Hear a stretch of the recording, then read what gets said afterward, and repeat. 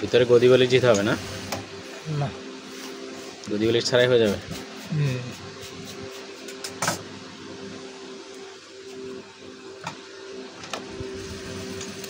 পরবর্তী সেলাই যেটা দেওয়া হবে এটাতে কি ওই ভিতরে যে এই যে কাপড়টা ভেঙে রাখা হচ্ছে এটা কি ঢুকে যাবে নাকি? ঢুকে যাবে, সেনের ভিতরে ঢুকে যাবে, সেলাইতে আটকে যাবে? এই যে লবটা, এই যে আমি দেখাচ্ছি, এই যে লবটা, হ্যাঁ হ্যাঁ হ্যাঁ, এটা কি সেলাইর ভিতরে আটকা পড়বে না? এটা আটকা পড়বে।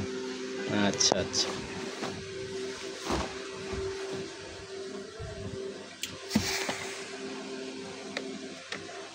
সাইডগুলো আগে আয়রন দিয়ে নিলে মনে হয় ভালো হয় নাকি?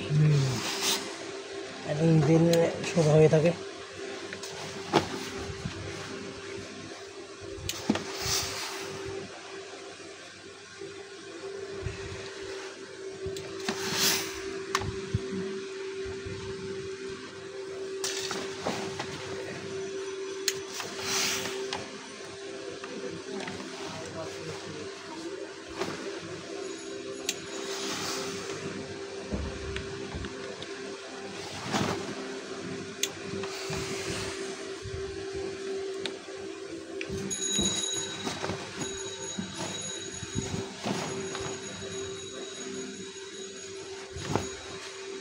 চেইনে কি রানার ঢুকে ফেলছো?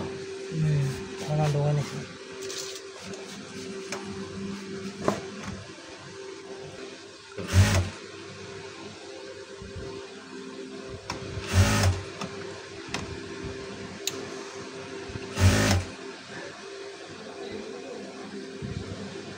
অনেকে ডাইরেক্ট সেলাই করে দেয়, তো অনেকে ডাইরেক্ট সেলাই করে দিলে হয় কি এটা এই দুইটা সেলাই দেখা যায় না, এটা হয়ে যায়। অনেকে আবার এখানে আর একটু শক্ত করার জন্য বক্রম দেয়।